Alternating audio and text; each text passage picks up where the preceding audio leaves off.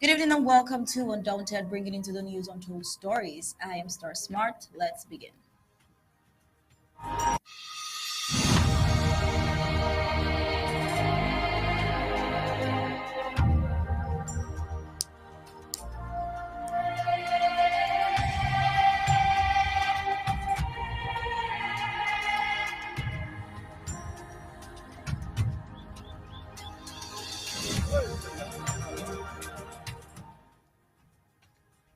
In the heart of Nkambe, on a day the colonial government had purportedly designed for celebration, we were met with a tragedy that has since unveiled layers of reality so grim. It is challenging to reconcile with the land that we call home on February 11th amidst the fervor of Colonial Youth Day. Something happened. A day already heavy with the weight of the contested histories that the peoples of Amazonia fell victim to an egregious act of violence. Reports have now revealed that these was not the chaos of random acts, but the calculated decision of one amongst Amazonians, Ngalla Gerald, whose alliance with powers prioritizes egotism and greed over the sanctity of human life led to a heinous act of betrayal. Armed men positioned by Gerald at the behest of a government far removed from the daily struggles and aspiration of its people planted a bomb that tore through the air of Nkambe, disrupting a course march of students and casting a shadow over what should have been a safe space for expression of hope. This revelation, coming from investigations and updates, pierces through the fabric of trust and community, unveiling a government sponsored vigilante group led by staunch loyalists of the oppressive regime as the orchestrators behind this terror. Now, the depth of this tragedy is not just in the violence inflicted upon the peoples of Amazonia, but in the revelation that those who Amazonians walk amongst could choose power over the lives of their supposed own. It is a stark reminder of the length to which the colonial regime and its oppressive operatives will go to suppress and control, employing strategies aimed to vilify the genuine cries for freedom and autonomy by the Amazonian people. However, this dark moment has also shed light on the undeniable spirit of the communities of Amazonia. The revelation served not just as indictment of the betrayal, but as a rallying call. It reminds Amazonians of the resilience that lies within each of every Amazonian, the shared resolve to seek justice and the unbreakable bond that adversity only strengthens. This incident, while heart wrenching, only solidifies the commitment of Amazonia to peace, to each other, and to the journey towards autonomy and the freedom to reshape the destiny of Amazonia. Well, there's a lot to talk about this sad saga and turnout of events, and maybe Mefo's flip flopping, but that will only be done after we get the prime headlines.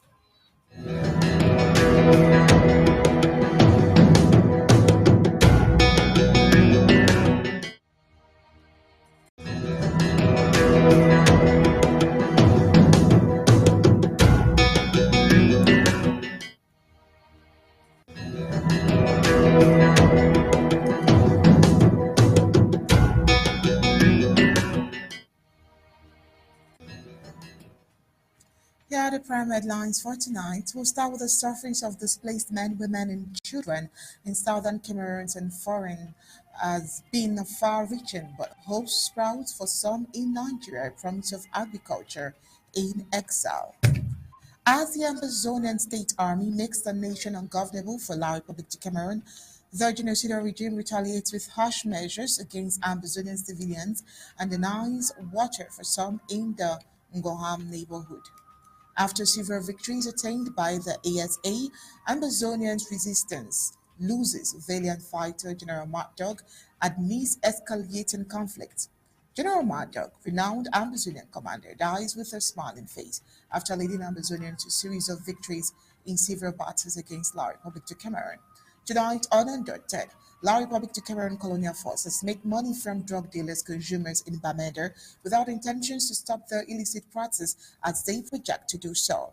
Revelations point to the Ngalla Gerald's government-sponsored vigilantes in Nkambe bombing amidst colonial youth day festivities in Ndu. And on the African scene, African leaders call for action and economic resilience, while Ukraine hits multiple Russian refineries overnight despite US warnings. Now let's get the news in full briefings.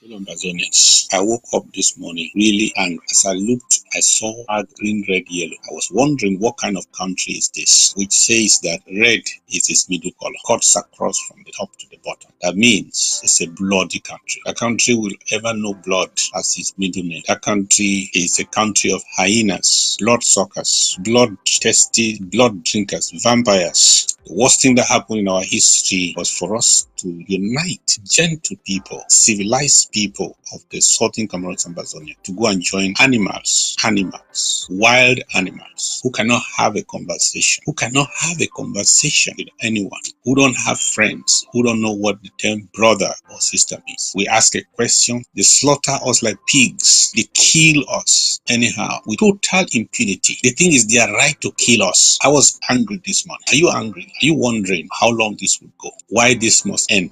Or you are worried about some little things between you and somebody here and there? Are you going to channel this anger? Are you going to draft? Are you coming for the federal draft? Are you coming to empower us to do whatever is humanly possible to separate ourselves from these barbarians? Let me say this. If you refuse to draft for Amazonia, it is a draft for La Republic. That's the truth. It means you have drafted for La Republic. If you don't empower us to fight this monster, these animals, who don't even qualify to be our neighbors, they don't qualify. They don't qualify to be our neighbors, talk less of brothers, deceivers. They are. The best place that these people belong is to, if it were possible, if I were the God Almighty, I will roll them up together like a carpet and throw them in the abyss. That is where La Republic of Cameroon belongs, and all of them. Animals, not fit to exist in the kingdom of humans. Talk less of being our neighbors. And some people say we should cohabit with them. Are you kidding me? If you don't draft for the federal government, if you don't draft now to empower us to fight this fight to the end, your excuses notwithstanding, you have drafted for La Republic of Cameroon. You have empowered them to kill us and take us as their slaves forever. You see, they are ambassadors of evil coming to our zone, to the Midland zone, to Abakwa. Because whatsoever Abakwa says, that is what goes in Amazonia. See them coming? So what will you do this Saturday for the draft? What will you do? Can somebody tell me what you propose to do? To stay home? To withhold your currency, your money, your draft? To find some reasonable excuse? Which will be finally unreasonable. This Saturday, April 2024, all roads lead to the Midland draft. If you are not coming or you are not drafting, you have done evil to yourself, to your people, and to generations to come. Because this is the assignment of our lifetime. The assignment is to draft. This is Amazonia versus the world. Draft. Your might is needed, like those of our ASA. For they are betting this with their lives. Let us bet with our substance. I'm waiting for you. The time is 8 p.m. Amazonia time. This Saturday, April 2024. Be there. Share this video. Share this audio. Invite somebody. Talk to somebody to think again. Talk to somebody who wants to stay aloof, who is to draft and is thinking not to draft. Tell him that we either draft for our people or we draft for La Republic. Let them make a choice. God bless you, for I and my family will draft, whether it is rain or shine, whether it is convenient or inconvenient. There is a war to fight. There is a victory to win. This is it. Thank you for coming. God bless you. For over 8 years, refugees from southern Cameroon, also known as Amazonia, have faced daunting challenges in foreign lands, predominantly subjected to inhuman conditions. Their flight from violence and the quest for safety have led them to precarious existences, often at the margins of their host communities. In a promising turn of events, a wave of optimism has swept through a segment of these refugees in Nigeria. An agricultural initiative spearheaded by a compassionate NGO has begun distributing farm seedlings to refugees' families. This timely support not only heralds a new chapter of self reliance, but also illuminates a path forward amid their protracted ordeal. It is a testament to the resilience of the human spirit and the transformative power of community aid, even in their dearest circumstances. How are you doing, Smart? Splendid, Oni. Good evening, Amazonians. Well, becoming a refugee is never the desire of anybody. Before some in the southern Cameroons, Amazonia, this has become their fate and may never end until the stolen independence of Amazonia is restored. The sufferings of those in these refugees are immeasurable. The young men strive to feed their families while young girls are molested or become vulnerable and the conditions get harsh. They are being manipulated and controlled because of this. Well, we must mention that even the elderly are not having the perfect, healthy life. That is why the Department of Women's Services are always going out of their way to mitigate and alleviate the plight to help cushion the effect of these damages on the refugees. The Department of Women's Services, in their own little way, share food items, valuable money, sanity and calm. These they do as often as they can. Now, why are others doing for them? What are others doing for them? And what efforts have they even made for these refugees? The Southern Cameroon's refugees in Nigeria received farm seedings on the 23rd of April. This initiative was taken by an organization called Biakwan Light Green Initiative to alleviate the plight of the refugees in Cross River State 1. Their donation included farm seedlings, farm items, and clothing. This support aimed to reduce pressure on the community forest, provide livelihood to women, and enhance capacity through training to secure women's rights and food security pool. The benefiting refugees who are seeking safety in the Cross River have formed a significant population in the Biakwan community of the Boki local government area due to the ongoing war in the southern Cameroon, Zambazonia. While presenting the item, the executive director of BLGI, Mr. Peter Bett, said the idea of the support was to reduce pressure on the community forest. In addition to this, the support will also provide livelihood to women and enhance capacity through training to secure women's rights and food security. The displaced persons were asked to key into the program as Nigeria and the Cameroon share complex and dynamic diplomatic relations. Just to hint us further, as of the latest report, there are approximately 66,718 Southern Cameroonian refugees registered in Akwa Ibom, Benue, Cross River, and Taraba states in Nigeria. While those are registered, unregistered numbers could be in hundreds of thousands in other locations. It must be noted that the number of refugees can fluctuate due to various factors, such as new arrivals, relocations, or departure. For the most accurate and up to date information, it's best to refer to reports from reliable sources like Undaunted.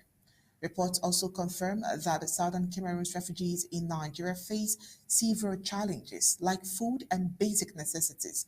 Of course, refugees have highlighted food, cooking utensils, blankets, healthcare, education, shelter, and livelihood as their major concerns. Even healthcare, at least 3,000 refugees and locals receive free medical care at the various UNHCR supported facilities in Benue, Cross River, and Taraba states of Nigeria. However, the need for healthcare services is still on high demand. Should we talk about education? In Ndagom, Ukende, and Ikongen settlements, refugees' children with specific needs have limited access to education given the long distance to commute from the refugee settlements to the schools. Well, for security concerns, refugees reported fleeing violence, and some even arrived across the border with gunshot wounds. There's poor network connectivity, and this hinders communication and access to information for these refugees, as well as legal issues, advocacy against arbitrary arrest, detention of refugees, and providing legal support to refugees in detention are ongoing challenges that they face. Registration and documentation. The registration process of New Southern Cameroon's refugees by the UNHCR and the National Commissions for Refugee, Migrants, and Internally Displaced Persons is a continuous process. These challenges highlight the need for continued support and assistance for the refugees. Well, we have with us in the studios barrister team in Basia. But before we get into that, we have another report of concern still speaking about the plight that Amazonians get to face due to this war.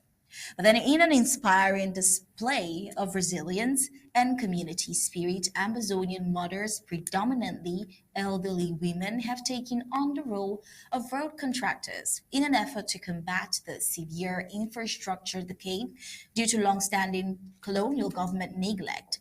In Kuvlu, Bui County, these formidable women have spearheaded road rehabilitation projects, showcasing a ground-up initiative to address the dire state of local roads exacerbated by both poor colonial oversight and the impacts of the ongoing conflict in Amazonia. Well, their actions not only highlight the community's determination to improve their living conditions against odds, but also cast a stark light on the colonial government's insufficient socio-economic involvement in the nation of Amazonia. This movement stands as a poignant example of grassroots empowerment and the critical need for more substantial support and recognition from higher authority structure. You would think that the unfortunately bad road network is limited in Bui, but Womb, amongst other counties and communities together, tells the sad tale of a nation full of so much potential but raped by the intrusion of French Cameroon's administration. Well, in the world, men are considered to be the stronger gender. These are specific jobs women aren't allowed to do. But that's not the case in Amazonia. Lately, in the southern Cameroons, the women and mothers are levied and left with huge responsibilities as the men are killed or jailed unjustly due to the ongoing war of independence. Some time ago, we reported about the digging of graves by Amazonian mothers. That is definitely not right. And today, we see mothers involved in road construction. Well, as the senseless war in the Amazonian depicts villages of energetic youths either killed or escaped from the barbaric attacks from the colonial occupier French Cameroon forces, the elderly women of Vulu, a village in Bui County, have taken it upon themselves to spearhead road construction efforts to disenclave their land. Can you imagine that?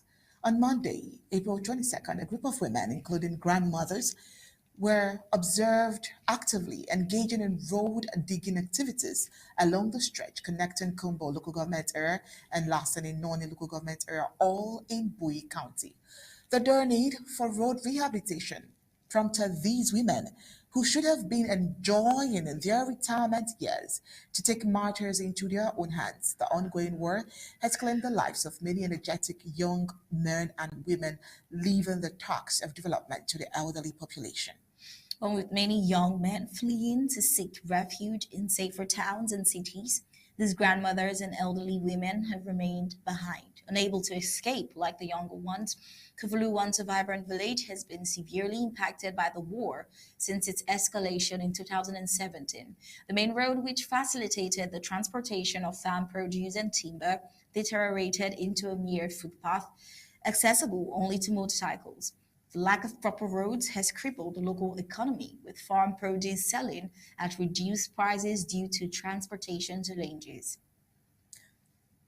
Well, additionally, the once thriving timber industry, which provided employment to young people, came to a halt due to road blockage caused by the conflict. Elderly women can be seen digging the roads with farm hoes, machetes, and daggers, while accompanying men, also of advanced age, assist with transportation of gravel and bikes. The rehabilitation efforts aim to restore access to markets and revive economic activities in the village. The completion of the road would enable farmers to sell their produce at fair prices and provide for their families once again. Since the start of the rehabilitation roads efforts, approximately 2 kilometers of road from Y to Mission have been covered. While the determination and hard work of these grandmothers serve as a testament to the resilience of the people of Kublu and Amazonia in general, who are determined to rebuild their community despite the challenges posed by the ongoing war. Women have equally been seen digging graves to bury their dead young children, as the senseless war continues to claim their young children, their husbands, and the youths. A typical reason why these mothers will want to go all out is the despicable road of Wombamenda Road. We have time and again decried the bad state of the womb road, especially, but the authorities are rather politicizing the issue.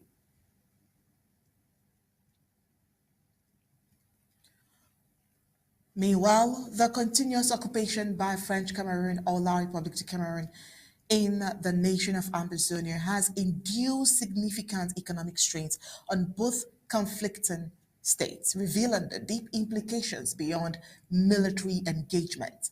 In a recent incident highlighting the escalating human rights issues, the La République du Cameroon colonial forces reportedly denied access to water for the inhabitants of Ngalla neighborhood located in Marcon Bamenda of Amazonia. This action came in retaliation against the population complaints with a ghost town day, an initiative called by the Amazonian State Army aiming to render the entire nation ungovernable for La République du Cameroon. Well, this measure not only showcases the La Republic Force's use of basic amenities as a tool of oppression, but also reflects the broader strategy of intimidation towards the civilian populace of Amazonia, further deepening the humanitarian crisis in the southern Cameroon's Amazonia.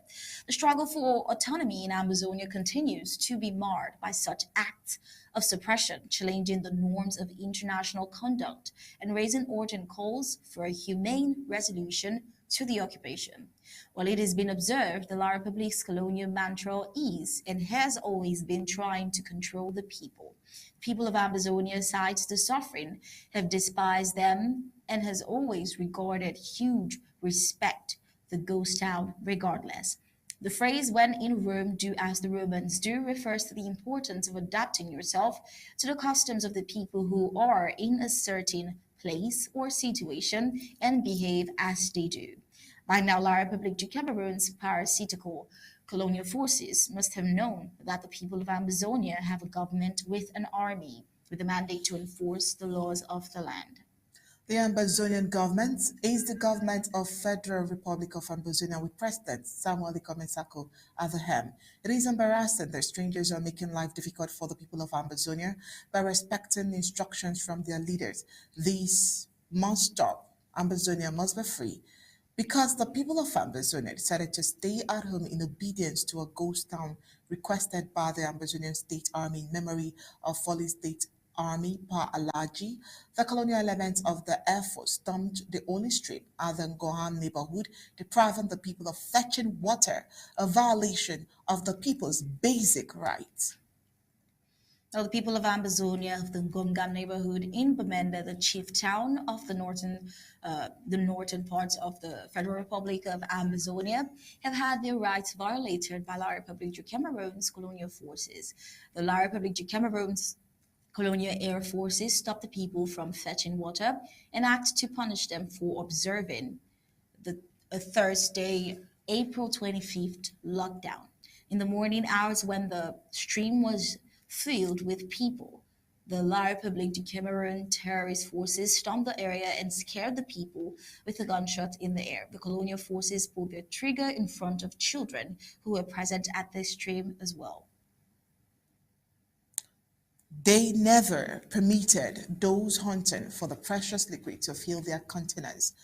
They furiously sent everyone away with empty containers. These streams are the only source of potable water for the community, as what flows from the tap is not potable as it has color as a result of rusted pipes. Therefore, denying these people from fetching water is basically starving them. The same group of colonial air force met a woman going to her farm and seized her cutlass with the same allegation. The ghost town of today, Thursday, April 25th, is instituted by the Aboriginal State Army in memory of fallen Parlaji.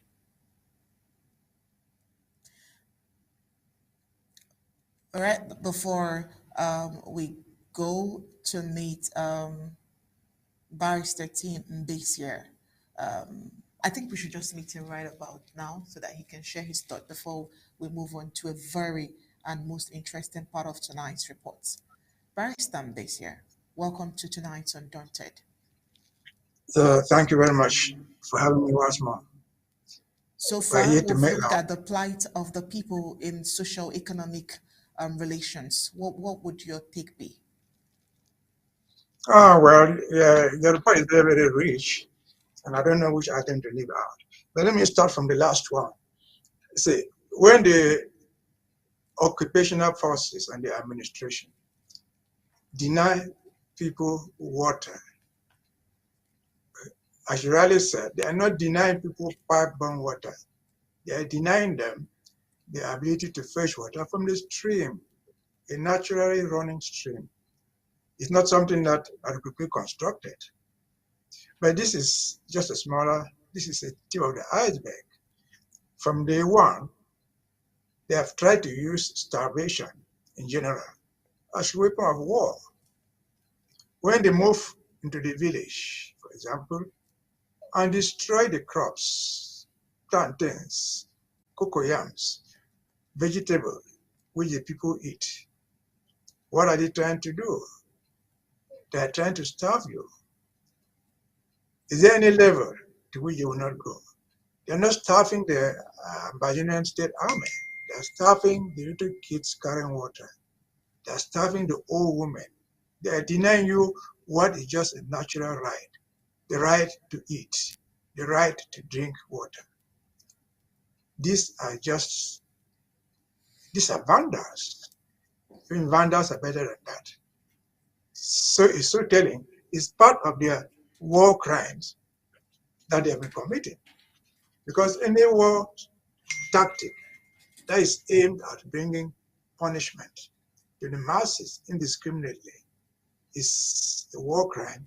It is punishable under international law. And so that just goes to add to the list of the crimes that we will commit publicly and shamelessly. That is as far as denying water and food is concerned. The next item you tried to bring there was the issue of road construction. So what you see there, the women are not constructing the road. They are not rehabilitating the road, as you said now. No road has ever existed there. Never. And so you see these old women with their shovels, diggers, made out of iron or out of wood, trying to dig roads for themselves. They're not even digging a motor road. They are digging a road where a bicycle can pass. Because where a motorbike can pass, a bicycle can pass. They're not even digging it for that purpose. They're digging where they can even walk on foot. Because they trek and they will not hit their toes on stones. And you ask yourself, for how long would this go on?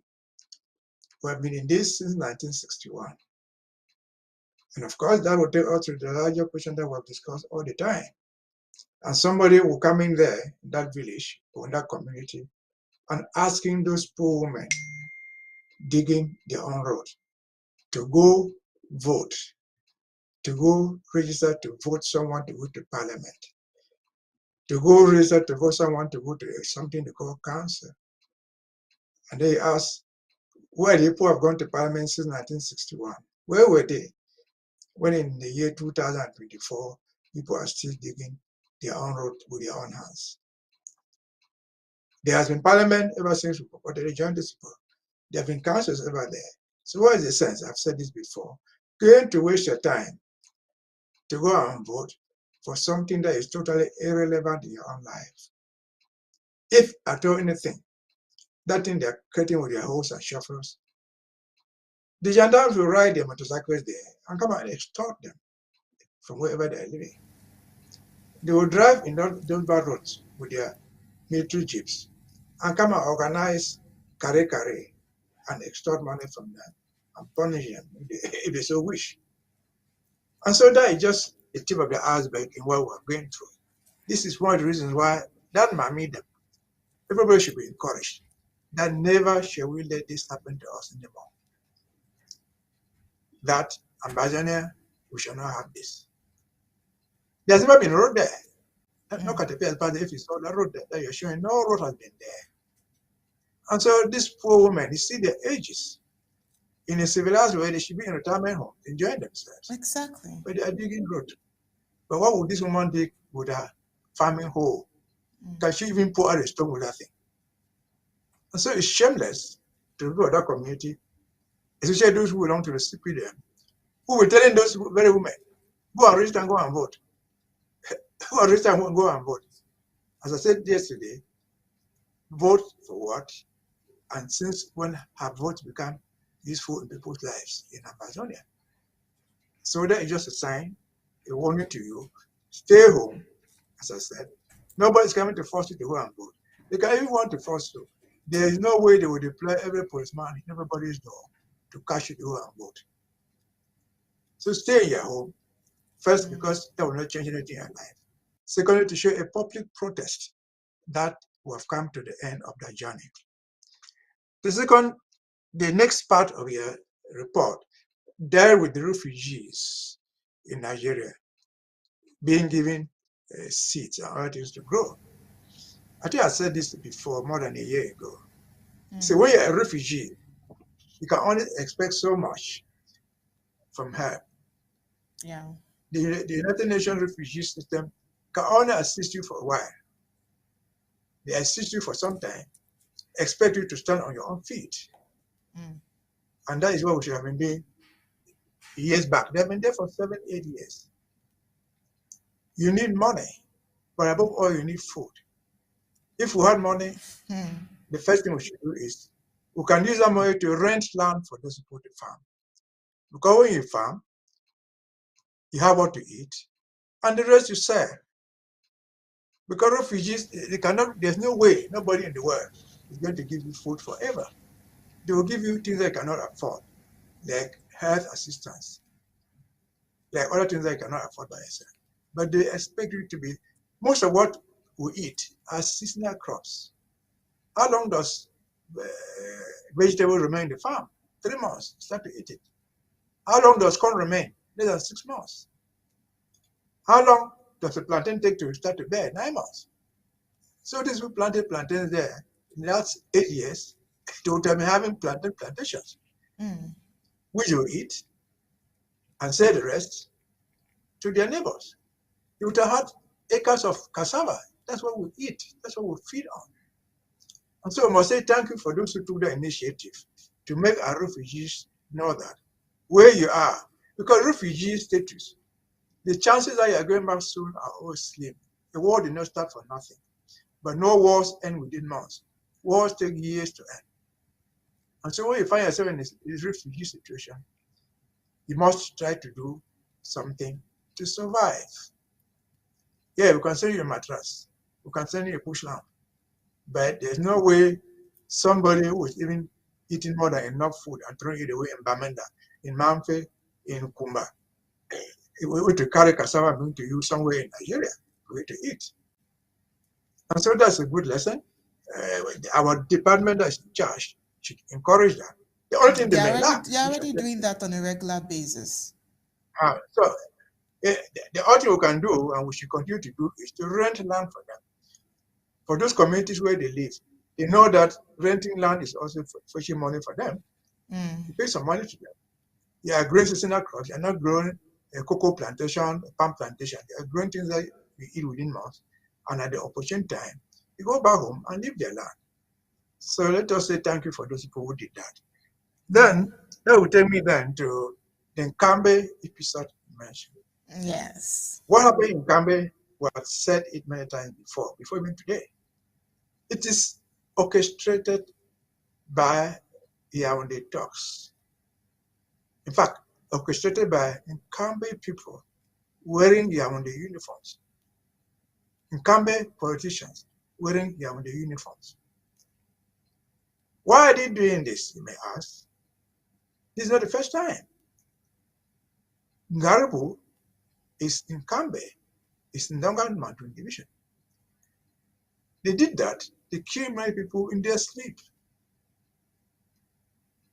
We cannot, as much as today, say that Mr. Ngalla Gerald, who is MP from Ndonga Mountain, in spite of the fact that the government admitted from killing those women, killing those children, burning down their homes, Ngalla has not explained what happened to the criminals.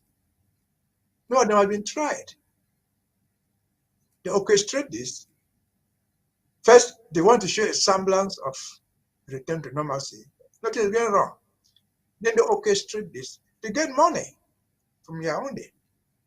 If they have been giving 20 million for vigilante, they'll say it is not enough. Triple the thing, because if we don't do it, it will be bad. Because if you see where the attack took place, it took place on the grandstand. The grandstand is where the DO and all the superior officers sit. So in that sense, a warning, talk to Yaoundé to give us more money. Otherwise, your colonial DO, your colonial commander of the brigade, whatever office they hold there, is at risk. And so they triple the money and give them. And they make wealth out of it. They fly over here to the United States to enjoy themselves and tell people everything is back to normal. Now, I think all the eyes can see. Mimi Mefo said what she wanted to say. I don't care about what she said. You look at what the government said. Government said nothing. Mimi Mefo is a journalist. She's trying to sell her platform. Her problem is that she gives on investigative reporting. But she still makes money. She said that thing a few months ago. It is she repeating it now. And we're now talking about her selling her platform.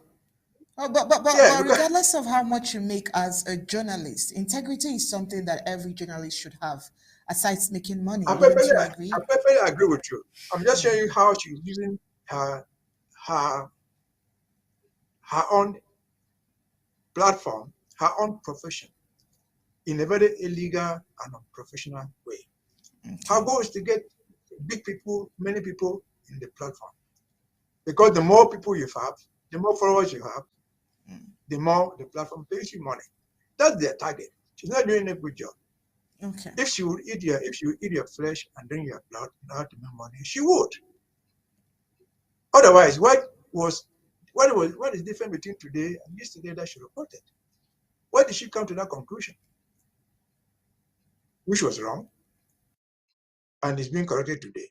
But above all, what has the government said, even of what she's saying now? What Ngalla said, what Dampulu said, these are all Nkambe people wearing CPD, wearing Bermuda clothes in CPDM uniforms. These are criminals of the first order. If we shall ever have any justice system in Amazonia, I've said it before, they are collaborators. Justice is going to take its course. And will not be justice through the courts. It will be justice, mob justice on these type of criminals. Nowhere on earth have collaborators been tried in court. The mob justice always takes its course. See what happened in Afghanistan, what happened in southern Lebanon.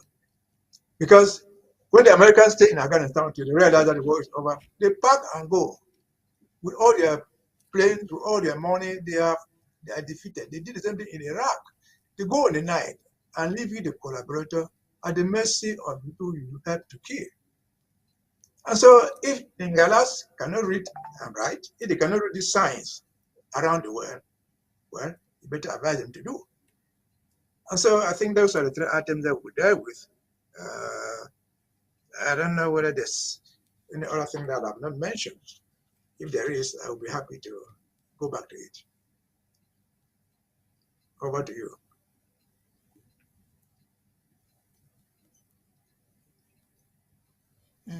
All right, Barrister Betia, thank you so much. I love how you picked every report this evening and gave it a professional view. We have some more reports to give to you, and when we come back, we'll definitely come back to you to hear your analysis. Let's look at the illicit drugs.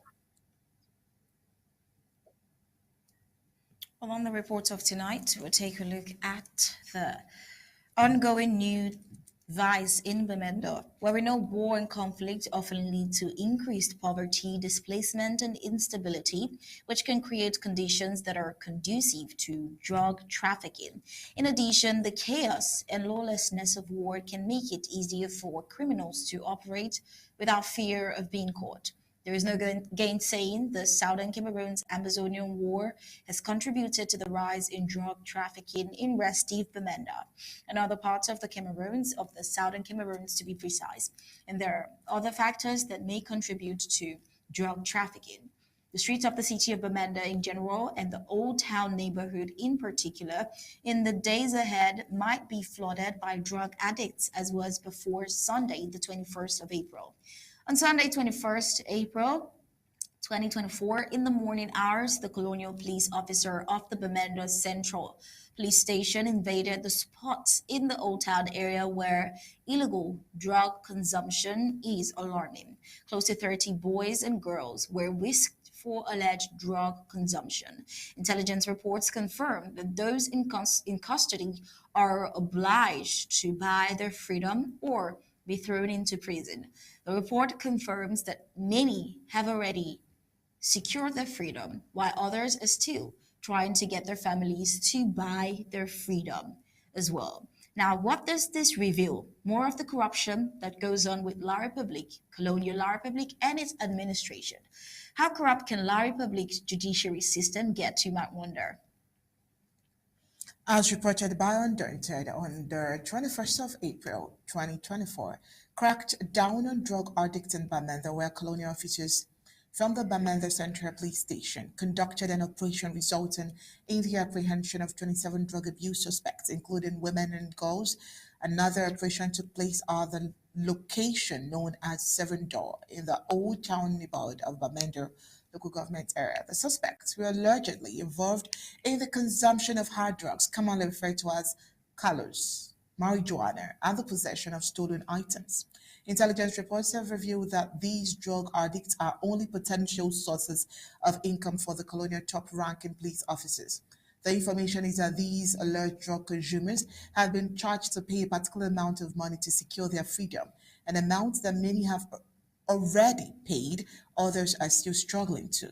Well, it is a well organized crime between drug lords and the colonial security elements. This is a daily routine stop of different colonial military corps vehicles at the drug site to collect daily dues from drug lords. The reason why last Sunday's crackdown, no drug lord was taken, only consumers. It is obvious that since the drug lords have a well-established program of giving part of their gains to the colonial forces, the crackdown was for the consumers to play their part in the game and not to stop the illegal practice or illicit consumption. The fact that the consumers have not been released after bribing for their freedom, they will be released in the days ahead. They are still being held back to let the population lose sight of the issue and not to raise any dust of corruption before they are eventually released like the previous culprits. Well, just in case you were thinking these types of illegal practice was only secluded to illicit drugs, there has been another report of workers of a local Mika wine fabrication company that have been arrested in Bamenda Quay a day after another clandestine company involved in the production of fake wine and sachet whiskey was uncovered at Baguil 2 in the Quay local government area. The workers were arrested below the gas plant at Bangshi in Bamenda Quay. In just 2 days, two separate illegal wine production companies have been dismantled in Bamenda. This is excluding the drug dealers, one in the Bayel neighborhood and the other in Bamenda Quay. This is the other side of the ongoing war in Amazonia. Many who lost their genuine sources of livelihood are now indulging in different illegal practices to make ends meet. Such persons navigate through unnoticed most often because people are so preoccupied with security challenges that they no longer have the time to check on who is doing what. Unfortunately enough, the owners of these illegal companies are under the custody of the La Republic de Cameroon colonial forces. We say unfortunately because these corrupt terrorists don't care about the welfare of the Amazonian people and will only extort from those producers of doubtful drinks and allow them to continue with their production, just like the drug lords in Bamenda. They only make sure to get their dues from the proceeds. Amazonians are caught on the web and exposed to the dangers of consuming such unhealthy drinks, which is why we at Undaunted are warning the public to be careful about what they buy and take in. Well, the alarming rate of the drug deals and drug abuse, as well as illegal activities in the Manda, just goes a long way to show the impact of the public's occupation and infiltration into the culture of southern Cameroon. It is really a call for concern, as these are youths who are talented and blessed with skills, which we've seen too many Amazonians possess naturally. But due to the fact that these vulnerable populations are not provided with facilities or the enabling environment to harness their naturally given talent, La Republic has indeed made it difficult for entrepreneurs to easily rise from the southern Cameroons. This is why you see the youths engaging in such illegal deals to make ends meet. And that is another reason why the continued struggle for liberation is in gear to deliver Amazonians from La Republic's clutches and restore Amazonia to its right form, with all its values restored and all its wealth put in the right place to make the nation work.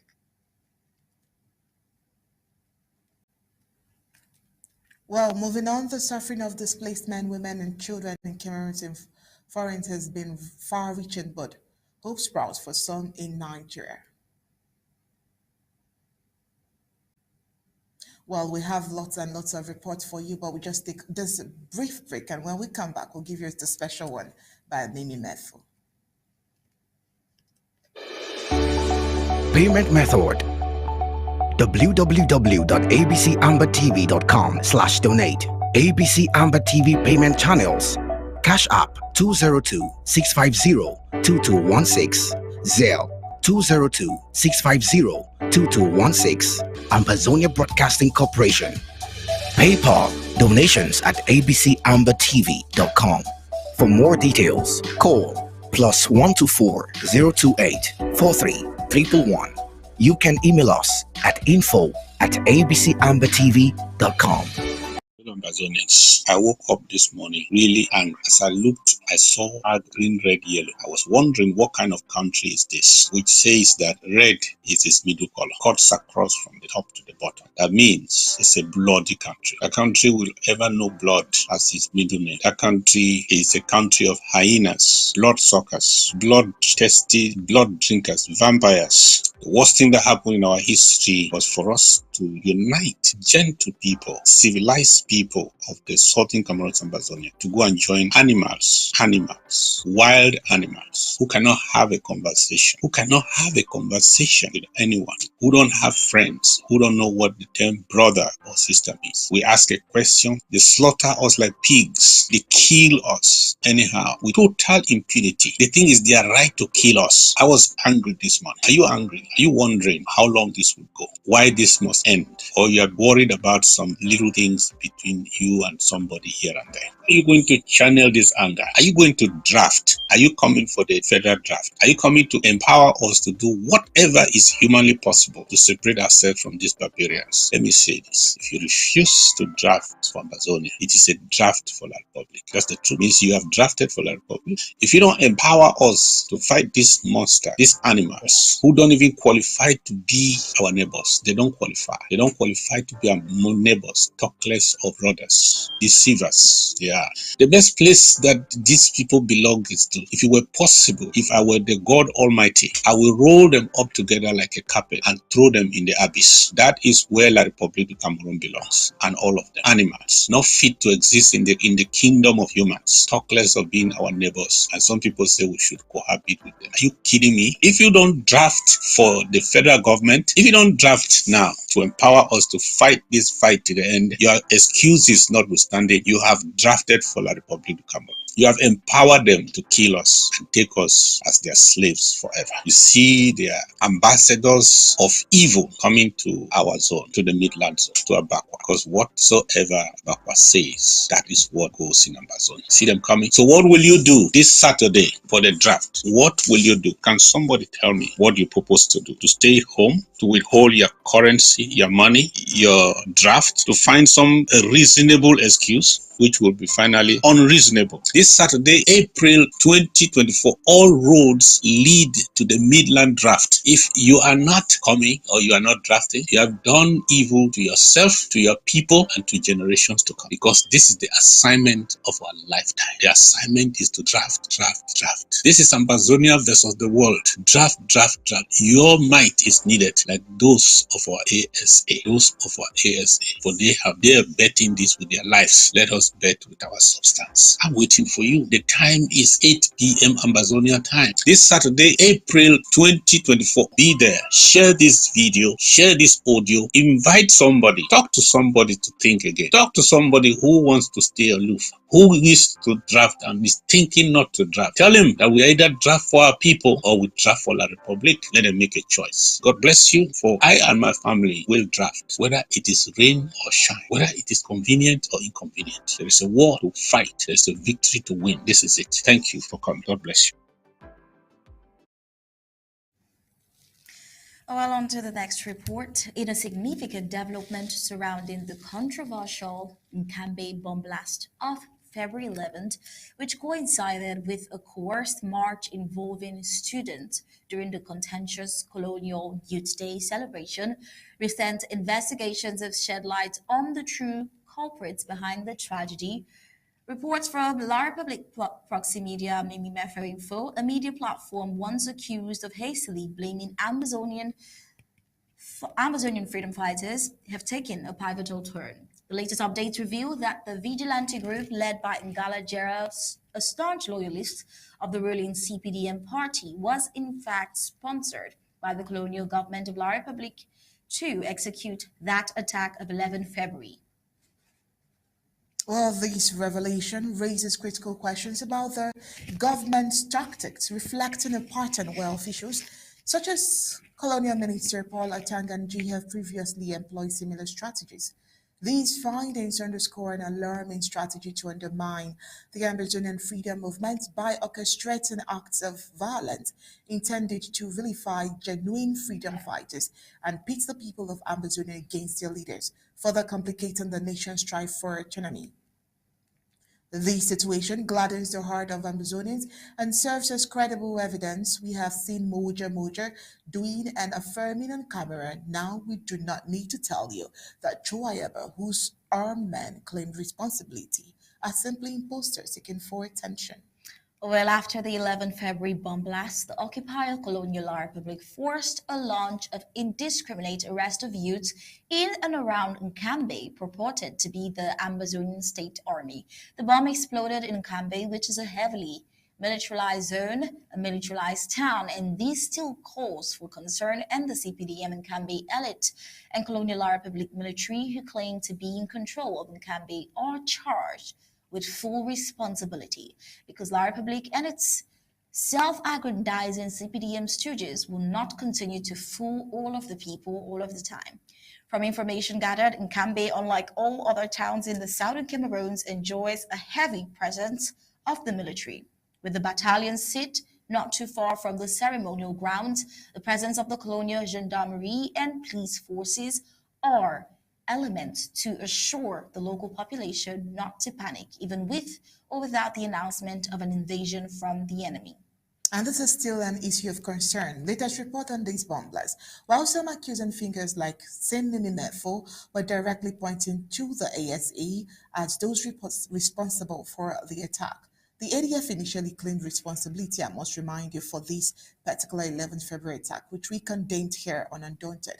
Latest development says that the vigilante is behind the 11th February bomb blast. And to this effect, arrest has been made. That's what that report actually stated. Now, we must clearly state here that all of this is because of the desperation of La Republic to Cameroon to use Ambazonians against Ambazonians. They are trying to turn the entire system from lawlessness into senseless lawlessness. Or could it be possible that the ADF is working hand in hand with Ngalla Gerald? Because how can you explain that on the same platform that you lied on the ASA, accused the ASA of the 11 February bombing, that today it is not the ASA, a major proxy journalist and media of the Cameroon's government, is evidently clearing the air against the vigilante created by the CPDM loyalist Ngalla Gerald, were the same ones that planted a bomb. The answer is simple. It's possible that they just want to turn the world and the people against Amazonia with such atrocious accusations. But then, can you see this gimmick? This just goes a long way to show that the ASA is indeed a professional military army that cannot kill her own people. It is good that the truth is finally being revealed. Still in another development, the Amazonian conflict that has taken a dramatic turn with the recent loss of one of its most fearless fighters, General Mad Dog, that marks a significant loss for the Amazonian State Army, which had experienced a period of no casualties prior to this event. Despite the setback, the ASA, the Amazonian State Army, has demonstrated resilience and tactical prowess by effectively utilizing improvised explosive devices, IEDs, to counter the La Republique's occupation forces, inflicting considerable damage to armored vehicles and personnel. This strategic approach has escalated the cause of the occupation for La République du Cameroon, underscoring the determination and resourcefulness of the Amazonian resistance. General Mad Dog, celebrated for his dedication and valor in the face of colonial imposition, is mourned deeply by the Amazonian community, home and abroad. His sacrifice underscores the high price the Amazonian people continue to pay in the quest for self-determination. As tribute pouring, his legacy is a rallying point for those in Amazonia who remain committed to their fight against the oppressive forces of La République du Cameroon, with many asserting that their struggle is gaining momentum. A soldier within the Amazonian context embodies resilience, sacrifice, and unwavering commitment to defending homeland and preserving the rights of the people. General Mad Dog, a revered figure within the ASA, epitomized these qualities, making his loss deeply felt within the community. In recent weeks, the Amazonian Self-Defense Forces have been engaged in various operations across Amazonia, notably in the Buyo region, demonstrating their resilience and strategic capabilities. However, amongst the fleet of Amazonians, there has been a report of the fall of one of the fierce generals. Well, this sad news that Rich Undaunted tells us of the General Mad Dog's passing on. The recent fall of General Mad Dog has shifted the dynamics of the conflict, prompting both reflection and renewed determination within the Amazonian community. The Amazonian State Army's recent successes in neutralizing the colonial army, particularly in Bui, have been notable. However, the demise of General Mad Dog has brought a sobering realization of the cost of the conflict. Despite this loss, the absence of any recent reports on fallen Amazonian fighters only underscores the ASA's determination and strategic prowess in the face of adversity. Conversely, the conflict continues to take its toll on La République, with casualties and military losses mounting. Recent incidents in Mbiami and Kikaikom serve as reminders of the Amazonian State Army's strategic capabilities and determination to defend the Amazonian territory. Well, in light of these developments, the need for solidarity and reinforcement within the Amazonian community, it calls for fighters to gather for the Midland Zone draft, aiming to bolster defenses on the home front and reaffirm the collective resolve of the Amazonian people in the struggle for self-determination. In conclusion, the recent events underscores the complexities of the conflict in Amazonia. While the loss of General Mad Dog is mourned, it also serves as a rallying cry for renewed determination and solidarity within the community of Amazonia as the fight for self-determination and defense of the homeland continues. So, well, this is also a reminder that we need to draft until we draw, because this draft is called the exit draft because it is the one draft that the president and the government of Amazonia hopes to take Amazonia out of this war and into deep independence, into the restoration of Amazonia's independence. Well, not to say much about this, there is this audio from the president where he talks about the Midland Zone draft coming up. And it is a call for you as well to put in all of your energy to draft for the Midland Zone. We'll take a listen to the president call for the Midland Zone draft? Ambazonians. I woke up this morning really angry. As I looked, I saw ag green, red, yellow. I was wondering what kind of country is this, which says that red is its middle color, cuts across from the top to the bottom. That means it's a bloody country. A country will ever know blood as its middle name. That country is a country of hyenas, blood suckers, blood-thirsty, blood drinkers, vampires. The worst thing that happened in our history was for us to unite gentle people, civilized people of the southern Cameroon and Amazonia to go and join animals, wild animals who cannot have a conversation, with anyone, who don't have friends, who don't know what the term brother or sister means. We ask a question, they slaughter us like pigs, they kill us anyhow with total impunity. They think it's their right to kill us. I was angry this morning. Are you angry? Are you wondering how long this will go? Why this must end? Or you are worried about some little things between you and somebody here and there? Are you going to channel this anger? Are you going to draft? Are you coming for the federal draft? Are you coming to empower us to do whatever is humanly possible to separate ourselves from these barbarians? Let me say this. If you refuse to draft for Amazonia, it is a draft for La Republic. That's the truth. It means you have drafted for La Republic.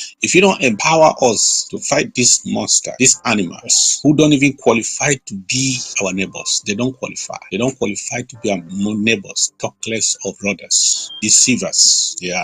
The best place that these people belong is to, if it were possible, if I were the God Almighty, I will roll them up together like a carpet and throw them in the abyss. That is where La Republic of Cameroon belongs, and all of them. Animals, not fit to exist in the kingdom of humans. Talk less of being our neighbors. And some people say we should cohabit with them. Are you kidding me? If you don't draft for the federal government, if you don't draft now to empower us to fight this fight to the end, your excuses notwithstanding, you have drafted for La Republic of Cameroon. You have empowered them to kill us and take us as their slaves forever. You see, they are ambassadors of evil coming to our zone, to the Midland zone, to Abakwa. Because whatsoever Abakwa says, that is what goes in Amazonia. See them coming? So what will you do this Saturday for the draft? What will you do? Can somebody tell me what you propose to do? To stay home? To withhold your currency, your money, your draft? To find some reasonable excuse? Which will be finally unreasonable. This Saturday, April 2024, all roads lead to the Midland draft. If you are not coming or you are not drafting, you have done evil to yourself, to your people, and to generations to come. Because this is the assignment of our lifetime. The assignment is to draft. This is Amazonia versus the world. Draft. Your might is needed, like those of our ASA. For they are betting this with their lives. Let us bet with our substance. I'm waiting for you. The time is 8 p.m. Amazonia time. This Saturday, April 2024. Be there. Share this video. Share this audio. Invite somebody. Talk to somebody to think again. Talk to somebody who wants to stay aloof, who wishes to draft and is thinking not to draft. Tell him that we either draft for our people or we draft for La Republic. Let them make a choice. God bless you, for I and my family will draft, whether it is rain or shine, whether it is convenient or inconvenient. There is a war to fight. There is a victory to win. This is it. Thank you for coming. God bless you.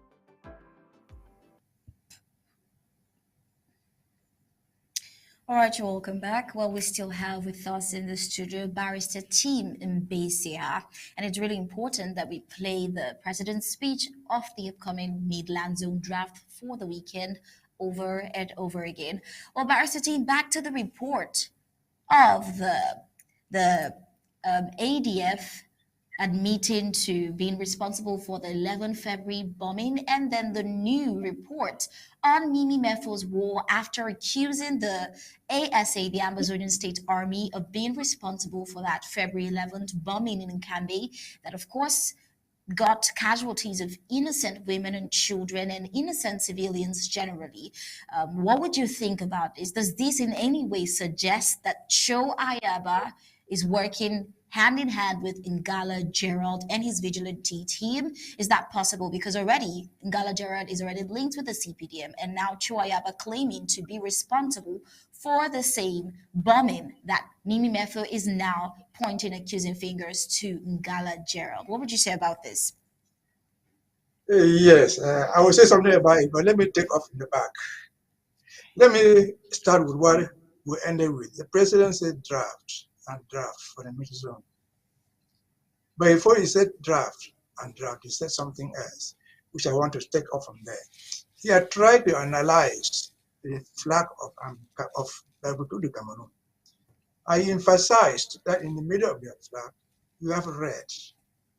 Red is a symbol of danger.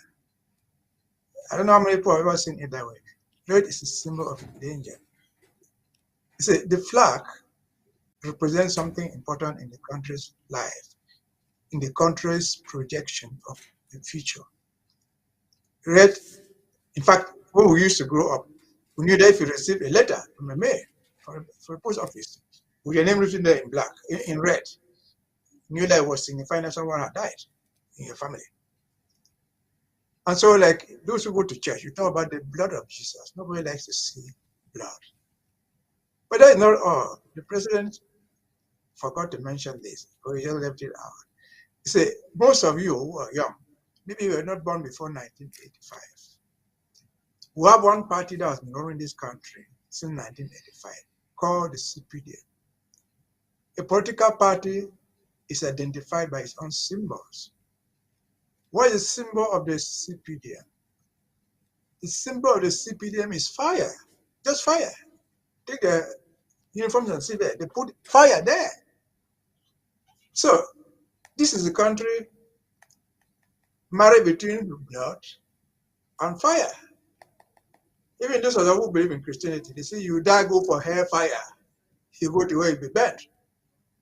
So there's nothing anybody should desire to belong to this system. We're not the ones saying it. They're the one who chose the symbols. We're not the ones saying it. We're simply interpreting what they mean. And so you see this dangerous country symbolized by fire, symbolized by blood, symbolized blood and fire are all dangerous symbols. So is there any reason why any right-thinking human being should like to be caught between fire and blood? No. There is no reason why we should ever have been there. This system, including their own people, are dangerous. Very, very dangerous. And having said that, let me go to the death of Gerald Mad Dog. I'll come back to you. I'm not forgetting what he said.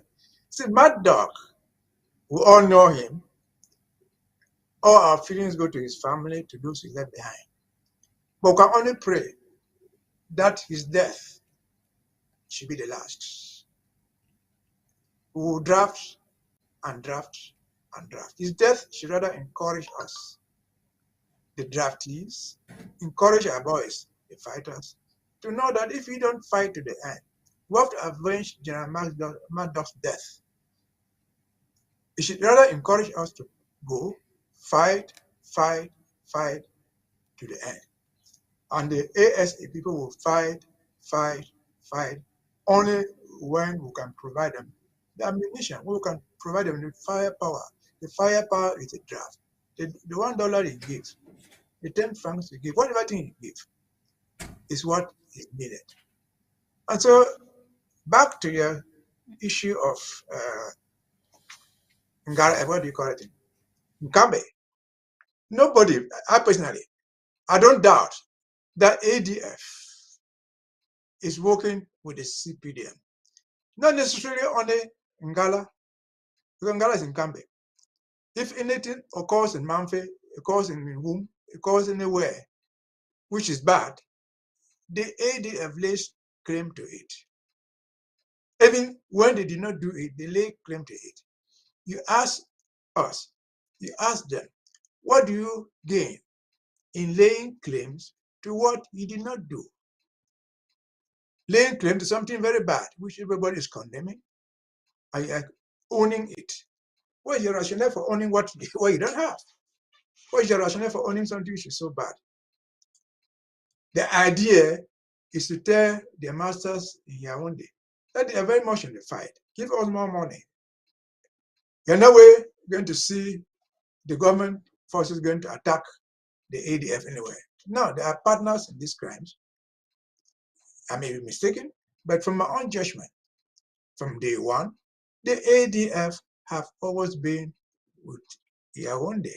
They've sold their program from war to peace. Look at what happened to us in Canada, what they call it trade talks. They went there with 2-3 delegations from the ADF, from AGOFC, ADF, and all those things we call it there. And what did they do?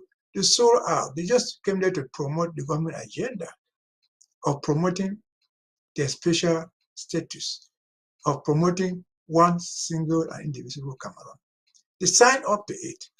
And their spokesman has told us, well, we discovered in Canada that the war was so difficult. We should take up this. And then they coined it devolution. That will bring us independence down the road. That is SDF, that's ADF, sorry, spokesperson. That's ADF, senior diplomat, because he was in Canada as a diplomat of the ADF and AGOFC. He was in Canada as a diplomat, a senior diplomat, an ambassador of Sisiko in Kondengi. He's his ambassador to Asia. And so you put these points together, you realize that to me, there's no difference between the ADF and the government forces who are killing our people. Coming to their claim again, let me and Ngalla have tried to explain something about the Nkambe incident. You see, in the presence of war, we seem to forget so early. I mentioned Ngarabu, that was in Nkambe. This was in Nkambe grandstand. But that is just something that they were even trying to hide. To tell you the first point of they being represented by blood and danger. If we remember how this struggle started in 2016, the pictures you see there of those small young girls in the University of Buea being rolled in mud, they were not fighting anybody. They were not being rolled by criminals. They were being done by soldiers in uniform. And they have gone unpunished. What regime in the world would treat not just ordinary human beings, young children of that age? Children in the university are 17 to 18, 20. Young girls for no crime of theirs. They have done nothing. They are not even going to the street to demonstrate. And they came in uniform, rolled them in sewage, and they have gone unpunished. Nobody has raised a finger about that from the so-called Yaoundé government. And somebody thinks, somebody in his or her right senses, that we, Ambazonians, who live in this type of madness, as the president says, if we have legs to escape, if we are going to fly, we must fly away from the Yaoundé junta. We have no choice but to be their neighbor. But if we had a choice, we don't even want to live near them. We don't want to be their neighbors because they are so inhuman in whatever thing they do. So just putting a bomb at the grandstand there to wound a few people, it's just, again, I've said, it's a tip of the iceberg. If you see what they've done, if they wounded people there or kill people there, they have never even killed as many as they kill in other places, burning down villages. What regime on earth will go and execute a crippled man, Sam Sawyer, cut his head off? And somebody tells us to go and live with this regime, a bloody regime that will kill you and roast you in fire. Who remember that little baby thrown in oil by the military of Cameroon and they've gone unpunished? Can any reasonable person in the world, a reasonable human being, live with such a regime? Can you even go near it if you had the opportunity to escape from them? You wouldn't. Again, when we are free, as we are free, we'll be with them just because God has put us next to them. We cannot put ourselves geographically out of that area. Otherwise, the name that the people of Cameroon is to be detested. Their government is to be detested. Their people are to be detested. Because I've not seen their people going down the street to ask, why are you pulling these kids in the mud? They have not done that. They condone it. They condone those things. They give them money to buy arms and kill innocent people. They celebrate Ngalla, Gerald. and others. And so that is that. And let me then go to the last thing that you raised there. We talked about the drugs, the availability of drugs in Bamenda. The takeoff is this: for all Ambazonian young people, drugs is not a good thing for you. It's a dangerous adventure. No Ambazonian should go doing drugs because it hurts you. It's not good for you. But why is drug prevalent in Bamenda? In particular, because we're addressing Bamenda. Why is there so much drug there? If I know the geography of Bamenda very, very well, the geography of Ambazonia, Bamenda is not bordering any foreign country. It's in the heart of Ambazonia. It's in the middle of Ambazonia. And if I know the places very, very well, you see, there's no place in the Northwest which has more security checkpoints than Bamenda town. Every 10 yards, every 1 kilometer, you find security control. And then you find 2 types of drugs there, which are prevalent there. You are going to find the injectables. You see somebody injecting himself or herself with that thing. Injectables are imported. They are not made in Bamenda. Somebody is importing it from somewhere. The question is, where are all these security people are spread all over the town, in every house, in every kitchen, in every toilet, trying to catch criminals? Where are they? How did they get these drugs into Bamenda? Are they fighting the drugs? No. I think they deliberately let them go in, so they can use it to extort money from the people, the dealers. They know where they are. Once in a while, they descend there, as Shirley said. They catch you, you give money, they release you. I'm not in Cameroon. If you go to Bamenda today and go upstation and go to the courts, you're not going to see up to 10 cases of drug dealers who have been prosecuted in Bamenda. And drug is an offense in Cameroon law. So why are they talking drugs, catching drug dealers, and not prosecuting anyone? The answer is simple. People buy their way, like they buy their way in the system, give money, and you go free and continue with your trade and continue whatever you are doing. The second type of drugs is marijuana. It's not imported. It's grown in farms, like vegetable.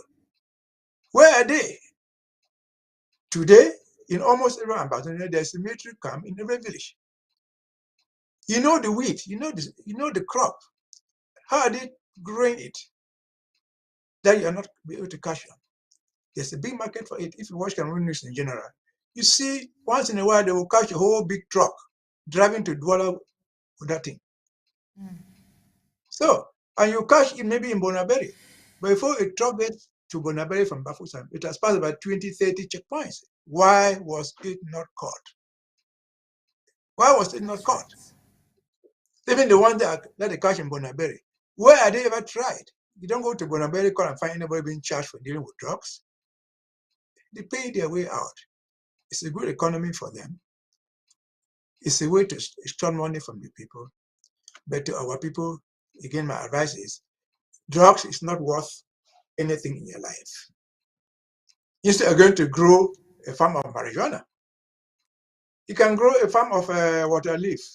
You can grow any other vegetable there and sell and get money. And so let our young people desist from doing drugs. When I was in Canada as a lawyer, I hated to see it because the guys that will end up being in prison for several years are the young people. You destroy your own future with these drugs.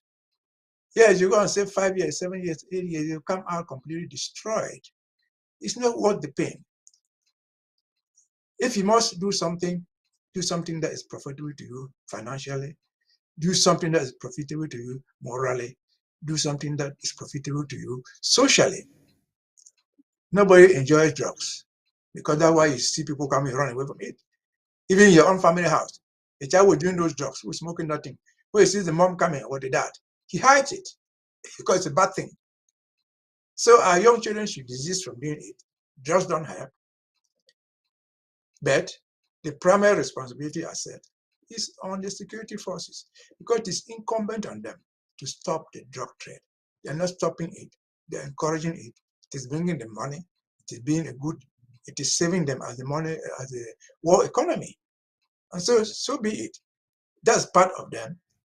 A regime tainted with blood, a regime tainted with fire. And so that is what I can say about the three items you got. I wonder if I've used all. Over to you. All right, Barrister Mbesia, thank you so much for sharing your thoughts and opinion on tonight's Undaunted. We sincerely appreciate your presence and we'll look forward to having you on Saturday as the Midland Zone would, draft on Saturday. I don't know if you would want to say something about the draft in particular for Saturday. Well, I think the president has said, or I cannot say more than the president. And I think I summarized it there. Draft is our engine, it's our gas. What they call in Kawana will petrol that. Again, the death of General Murdoch, she only encouraged us. And we hope his death should be the last one. But his death will be the last one only when we can draft and show the enemy that we can avenge his death and the death of others who went before him. So draft, the president said himself, I'm drafting with my wife. So go draft with your wife or your husband. Draft with your children if necessary and if possible. Draft, draft, draft. And remember, the regime in Yaoundé is a regime built over blood, supported with fire. We cannot be part of them. We have to fight our way out. Fight, fight, fight. Over to you. Thank you. All right, thank you so much, Barrister Mbesia. And that's all for the news in the national angle. Let's get the news across the globe.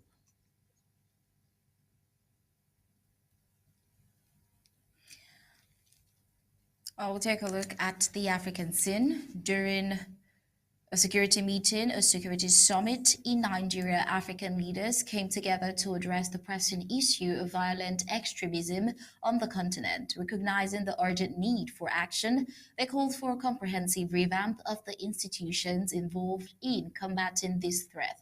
One of the key proposals put forth by the leaders was the establishment of a standby military force, and this force would be readily available to respond to any acts of terrorism or violent extremism, ensuring a swift and coordinated response across the continent. Additionally, the leaders emphasized the importance of gaining greater control over peacekeeping efforts, enabling them to effectively address the root causes of extremism and maintain stability in their respective countries. The report also highlighted the alarming trend of routine attack carried out by groups affiliated with Islamic State and Al-Qaeda in various regions of Africa, including the Sahel, Somalia, and Mozambique. These attacks have targeted both civilians and military personnel, causing widespread devastation and loss of life. UN missions continue to absorb every year billions of dollars, producing very modest results, and that the African states are not granted a minimum of resources to counter the tragic spread of terrorism. The international community has both the moral and legal obligation to help in this cause because it is outside money. The well-articulated efforts of the strategy have not come at the scale or at the pace that was sought. President Faure Gnassingbe specifically drew attention to the Sahel region, which has been disproportionately affected by these attacks on innocent civilians. However, he also emphasized that coastal states like Togo are not immune to the growing threat posed by extremist groups. This underscores the urgent need for a unified and coordinated approach in tackling the menace of violent extremism across the entire continent. While inflation in key African economies is expected to slow down next year, except in Nigeria, where it will remain stubbornly high. This is due to sporadic flooding and the challenging terrain for the Nigerian currency, the naira. The shortage of dollars in many African countries, including Angola and Zambia, puts significant strain on home inflation as these countries heavily rely on single commodity currency inflows like crude oil and copper. However, the report suggests that inflation will moderate more in countries with better diversified sources of dollar revenue, such as Kenya. While in Nigeria, inflation is projected to increase to 29.1% this year from an average of 24.5% last year, before gradually slowing to 17.2% next year. Last month, Nigeria experienced the highest inflation rate in 28 years, reaching 33.2% on an annual basis. The Central Bank of Nigeria recently raised the monetary policy rate to 24.75% in an effort to address inflation. Despite these measures, inflation is expected to decline slowly this year, mainly due to the persistently high food price inflation, which accounts for around 50% of the consumer price index basket. Factors such as flooding in many parts of the country and the rising cost of fertilizers contribute to high food prices. While last year inflation in Ghana averaged 40.3%, however, it is experienced to slow down significantly to 18.7% this year and further to 12.1% in 2025. In Oh, Angola, inflation is forecasted to decrease from 23.7% this year to last year's average of 13.6% next year. Similarly, in Zambia, inflation is projected to decline from 12.3% to 8.0% in 2025. The report also states that Kenya's inflation will remain relatively low compared to other countries in the region, except for South Africa.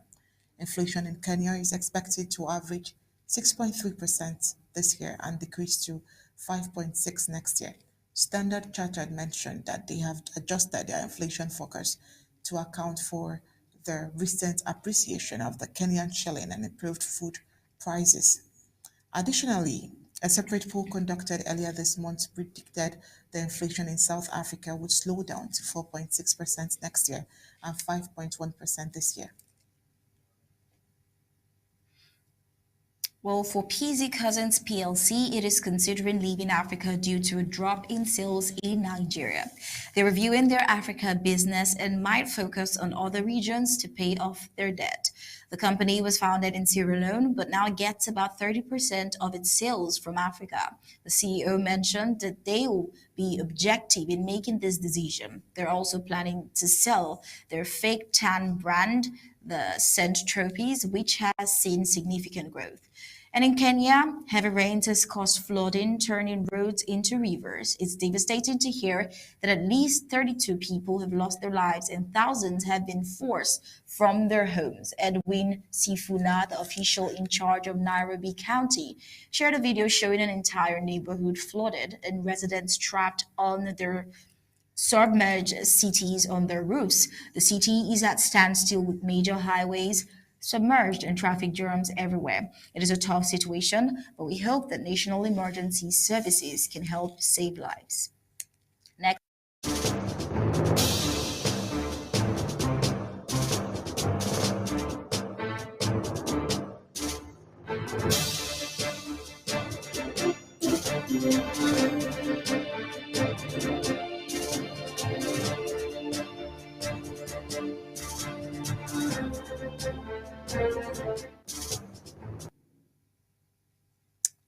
Ukraine launched drone attacks on several Russian oil refineries overnight, Russian sources said on Wednesday, despite pushback from Washington urging Kyiv to reel in its strikes on Moscow oil infrastructure.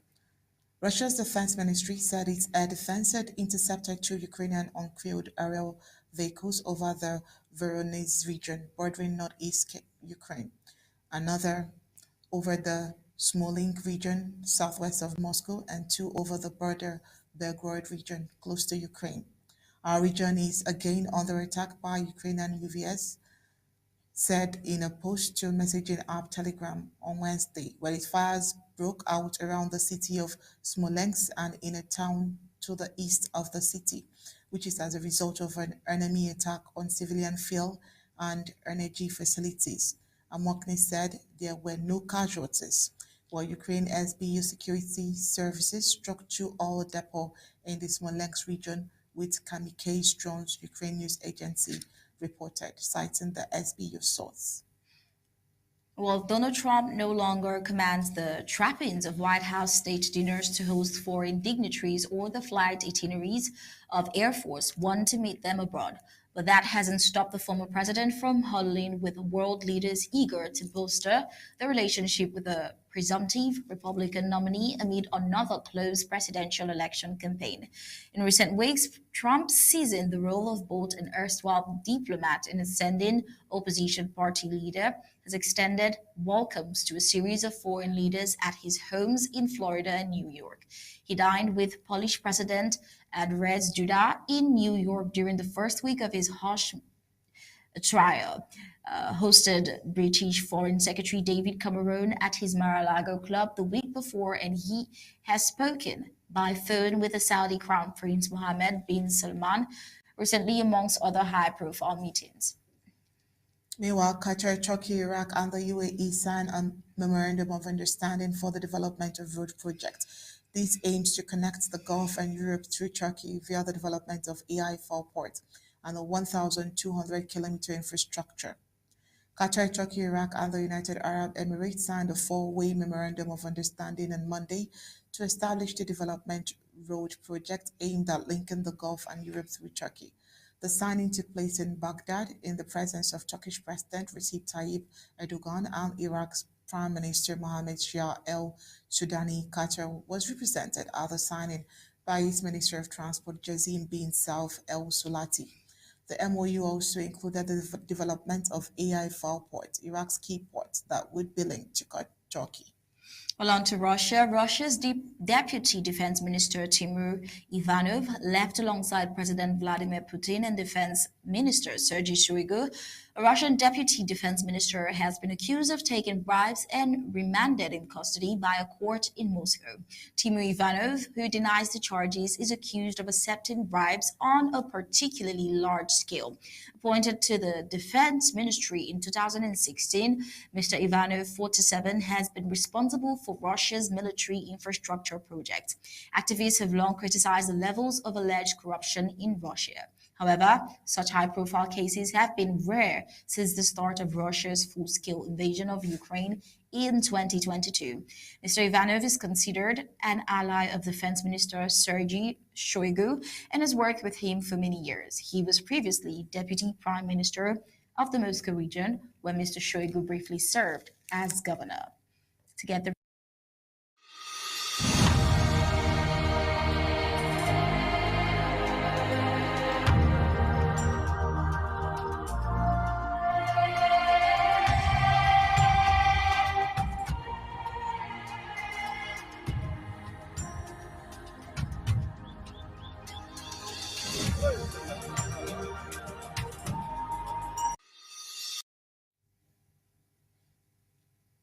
Well, with that report, we've come to the end of tonight's Undaunted. But before we go, here is a recap of the major stories.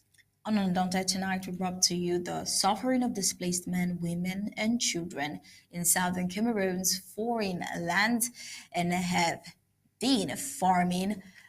gotten farm opportunities as hope sprout in Nigeria. We also brought to you Amazonian State Army as they make the nation ungovernable for La Republic. The genocidal regime retaliates with harsh measures against Amazonian civilians and denies them water for some in Ngongam neighborhood. And as well as after several victories attained by the ASA, Amazonian resistance loses a valiant fighter, General Mad Dog, amidst escalating conflict. General Mad Dog, renowned Amazonian commander. He dies with a smiling face after leading Amazonia to a series of victories in several battles against La Republique. Well, tonight on Undaunted, we told you that La Republique du Cameroon colonial forces make money from drug dealers, consumers in Bamenda without intentions to stop the illicit practice as they project to do. The relations point to Ngalla Gerald's government-sponsored vigilantes and Nkambe bombings amidst Colonial Youth Day festivities in Do. And on the African scene, we told you that African leaders call for action and economic resilience. Well, that's it for tonight Undaunted, bringing to the news untold stories. On behalf of StarSmart and the entire Undaunted crew, we say thank you for tuning in. We'll leave you with ABC Amber TV images. Good night and God bless you.